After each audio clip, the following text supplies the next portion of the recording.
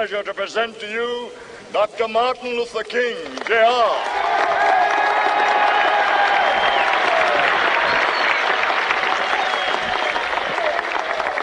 I am happy to join with you today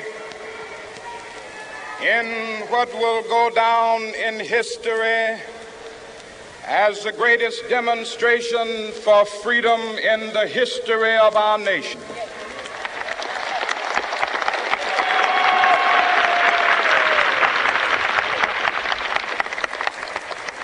Five score years ago,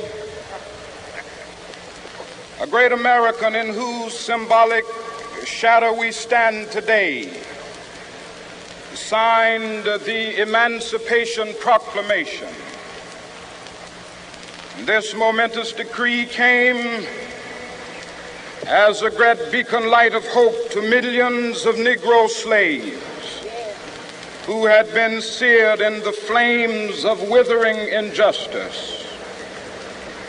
It came as a joyous daybreak to end the long night of their captivity. But 100 years later, the Negro still is not free.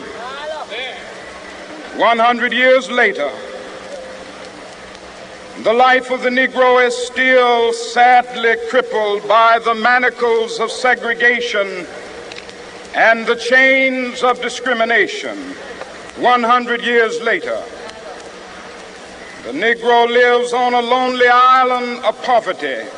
I have a dream that one day this nation will rise up and live out the true meaning of its creed. We hold these truths to be self-evident, that all men are created equal.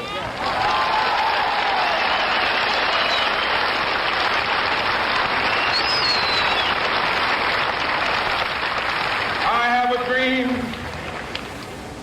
that one day on the red hills of Georgia, sons of former slaves and the sons of former slave owners will they be able to sit down together at the table of brotherhood. I have a dream that one day, even the state of Mississippi, a state sweltering with the heat of injustice, sweltering with the heat of oppression, will be transformed into an oasis of freedom and justice. I have a dream. My poor little children will one day live in a nation where they will not be judged by the color of their skin, but by the content of their character. I have a dream today.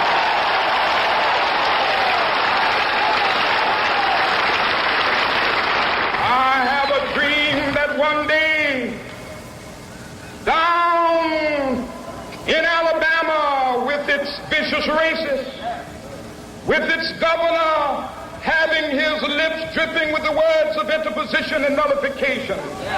One day right there in Alabama, little black boys and black girls will be able to join hands with little white boys and white girls as sisters and brothers. I have a dream today.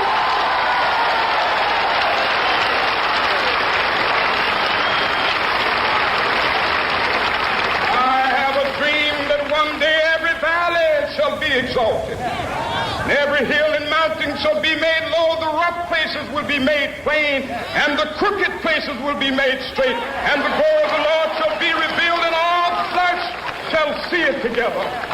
This is our hope. This is the faith that I go back to the South with. With this faith, we will be able to hew out of the mountain of despair a stone of hope. With this faith, we will be able to transform the jangling discords of our nation into a beautiful symphony of brotherhood. With this faith, we will be able to work together, to pray together, to struggle together, to go to jail together, to stand up for freedom together, knowing that we will be free one day.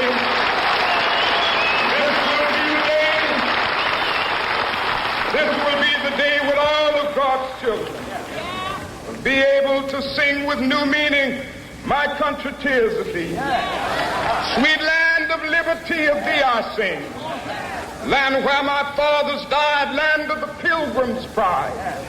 From every mountainside, let freedom ring. And if America is to be a great nation, this must become true. And so let freedom ring.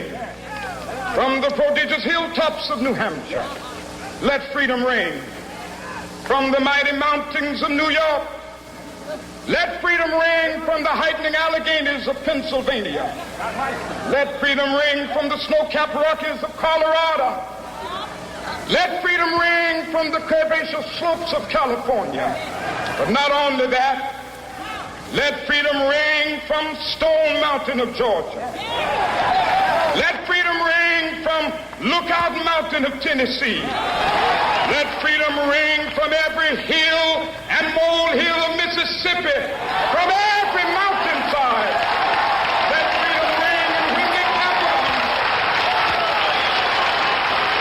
when we allow freedom ring, when we let it ring from every village and every hamlet, from every state and every city, we will be able to speed up that day when all of God's children, black men and white men, Jews and Gentiles, Protestants and Catholics, will be able to join hands and sing in the words of the old Negro spiritual, free at last, thank God Almighty.